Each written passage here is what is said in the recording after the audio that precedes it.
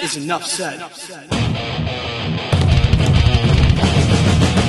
How we doing, Heat Nation? Happy Taco Tuesday, you guys. Your boy Ernest here, back with another Miami Heat Talk video. Before we get started, you guys, I have to apologize again. I'm so sorry I wasn't able to get a video out the last couple days. It's been so up and down. As most of you guys know that saw the last video, we were on vacation. During vacation, my daughter caught this horrible stomach virus.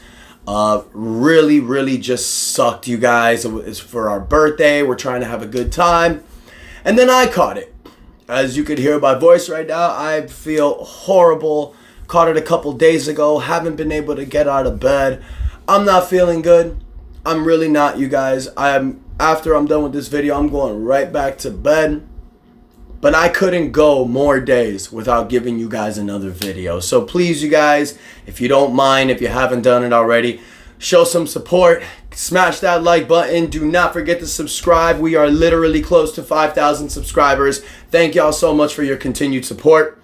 Now let's rock and roll on another Miami Heat Talk adventure, because last night the Heat pulled an amazing outing. They win 106-89 against the Philadelphia 76ers.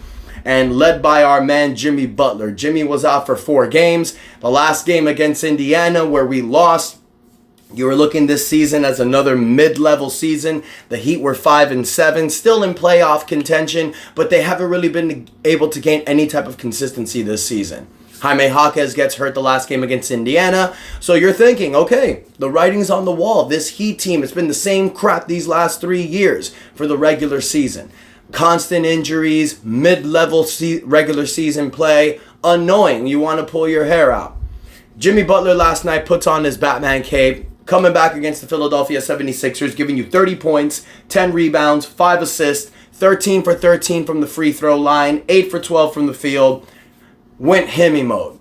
He was backed up by Tyler Hero, who's been our most consistent player this season. 18 points, 5 rebounds, 5 assists. He does go 6 for 15 for the field, 2 for 10 from the 3-point line. But I'm gonna live and die with Tyler Hero this season. I think Tyler Hero has definitely put his hat in for a candidate for the All-Star team. Definitely feel on this Miami Heat roster this year, Tyler Hero's been playing All-Star level. You know, 3 years ago it was Jimmy Butler. Last year was Bam Adebayo. Now it's Tyler Hero. And you're glad to see that, because Tyler Hero's really wanted this. And you've been seeing that he's been more mature, more of a team player.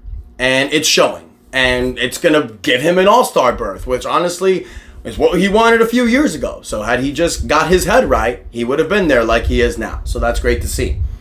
Offensively, Bam Adebayo sucks ass. There's no other way to say it. Your max level player, who's supposed to be your leading guy, goes 2 for 8 for the field, 5 points. 5. Trash. But here's the thing about Bam Adebayo. As annoying as he is, offensively, you know what he does. He gives you 13 rebounds, 3 assists, 2 steals, a block shot, plus 11. He's your best defensive player. But we need to start looking at Bam Adebayo for what he truly is. And that is not the offensive leader of this team. The Miami Heat need to give the reins to Tyler Hero and Jimmy Butler. Terry Rozier as well. Rozier didn't play yesterday because of a foot injury. But we need to stop looking at Bam Adebayo as this guy who could lead the team offensively. And I'm not saying that Heat fans are saying that, because I was the one saying that. Before the season started, I was saying maybe it's time for Bam Adebayo to be that true number 1. He's not. He's not that guy. Sure, he'll give you spurts where he'll drop 30 points. He'll give you spurts where he has these incredible games. But Bam Adebayo is the guy that you put out there to guard 1 through 5 and be your best defensive player on the floor. Offensively, it's not there. Now, maybe it's because he's playing against centers. He had to guard Joel Embiid yesterday. Yeah, he had to guard Joel Embiid yesterday. And then you're going to ask this guy to go out there and give you 20 to 30. It's difficult.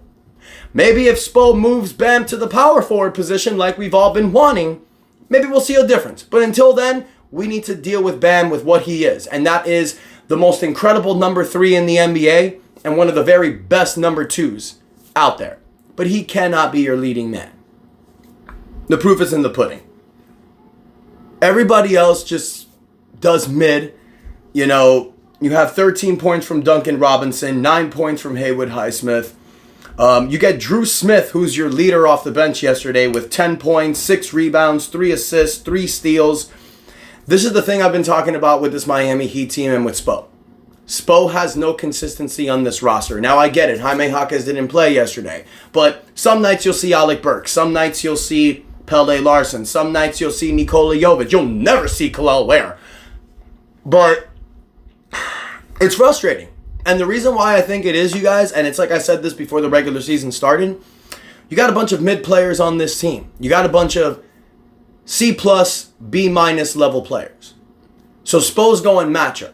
So sometimes you'll see Jay Rich out there. Sometimes you'll see Alec Burks out there. Sometimes you'll see Pele Larson, Drew Smith out there. It's because you have a lot of mid players, and you don't really know who to put out there. The good thing is that we're only 13 games into the season. As the season progresses, I think you will see a more consistent roster out there. It was looking good. The win we had against Indiana, that lineup we had out there, I thought was very great. But time is going to tell on who the best lineup is going to be moving forward. One thing I do love that the Miami Heat did yesterday, their level of petty is a level that I aspire to be in life sometimes, because you have returning players like Kyle Lowry and Caleb Martin, and the Heat don't do a tribute video on those guys. I thought was hilarious. I mean, say what you want, being petty, but excuse me, guys, that was hilarious.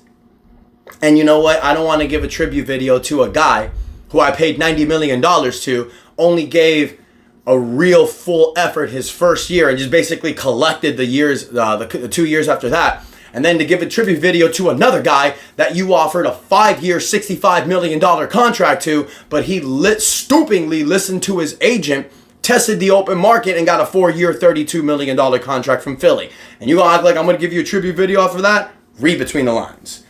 I do appreciate what Caleb Martin and Kyle Lowry did for this team while they were here.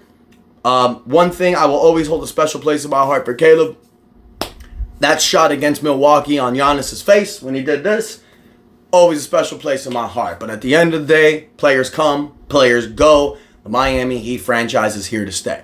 So I ride with my Miami Heat roster. Right now, guys, the Miami Heat sit at a 6-7 record.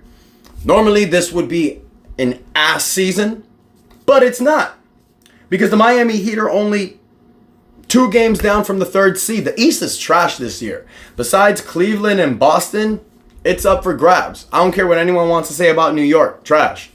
Philly, trash. Orlando, they're good. They're good. Paolo Banchero ain't playing, and these guys are 9-6. Orlando is a threat. But every other team, Philly, remember beginning of the season where everybody was saying that Philly was going to be the top of the East? 2-11. Milwaukee, 5-9. The Eastern Conference, you guys, is wide open this year. So the Miami Heat have an opportunity to strike. But one thing you have to do is stop with this mid-ass play. Spo needs to get his lineups together. Jimmy Butler needs to be more present. Players need to accept their role. What is the right answer for this team? Let Tyler Hero cook. Let Tyler be that guy. Allow Jimmy to take reins when he needs to. Allow Bam to be that main defensive presence. Terry Rozier needs to know his place on this team. He needs to be able to create for other players. He needs to be able to be more efficient on the assist level. We're not going to need that Terry Rozier that averages 23 points a game. Not that we're not going to need it. There's just not room for it. He needs to find this place on this roster. Kind of like Goran Dragic in 2016. 2015, 2016, around there. When he was traded here, and he was a guy that averaged 20 points a game in Phoenix, but then he comes here with Wade, Bosch, Whiteside, Luol Deng, Joe Johnson. He had to find his place offensively. Now, he did take the reins when all those guys left, but Goran Dragic made it work. Terry Rozier needs to make this work. Jaime Jaquez needs to be your 6-man. Spo needs to give Jaime more effect. Play Kel'el Ware. Play Kel'el Ware. Like, I'm gonna continue to be a huge proponent on this. I think the kid has what it takes. I just think that he's playing behind a lot of veterans. And Spo's not going to give him that opportunity because he has so many veterans ahead of him. But Kel'el Ware is the only guy out there who is a rim protector. And I think the second half of the season, right now, look, he's still a little raw. When a lot of games I'm watching Kel'el Ware, you guys, he's in the negative, which means he's making mistakes out there. Yes, he's blocking shots. Yes, he's grabbing rebounds. But there's certain things in basketball you need to know. Picks, setting, offensive changes, schemes. You need to know all these stuff. You need to be a smart player out there. I'm not saying that he's stupid. I'm just saying he still has a lot to learn. So I hope the second half of the season he's given more time. But overall, you guys, I think this Heat team, as mid as this season has been, the fact that you're only 2 games down from the 3rd seed, you can create a lot of damage. You can still make a lot of noise. You have Dallas on, let me see. Yeah, you have Dallas on Sunday. So the Heat do get a nice little break. You got next Tuesday against the Milwaukee Bucks. Then you have Charlotte, Toronto on a back-to-back. So these are all very winnable games. Very winnable games, if you ask me. These next 5 games, if the Miami Heat can go 4-1, they're going to take a stranglehold on the Eastern Conference and lock in that 3rd seed. But if we know anything about this Miami Heat team, they're probably going to go 3-2, 2-3. That's what they've been inkling in this season. Very mid. That's the only consistent thing this Miami Heat team has done this year. Has been very mid. So I want to hear from you, Heat Nation. Do you think the Miami Heat can get out of the play-in and not be a play-in team this year? Or do you think they're just doomed for mediocrity? Let me know what you guys think in the comments. Don't forget to like the video. Do not forget to subscribe to the channel. I do apologize, you guys. I am not feeling it, but I wanted to cut this video for you guys because I hate not posting videos. I really despise it, you guys. When I go a day or 2 without cutting a video, it gets to me. It gets to my head. I'm laying down in bed and all I'm thinking about is my squad, my subscribers that are in my comments are not getting a video and other Heat channels are posting.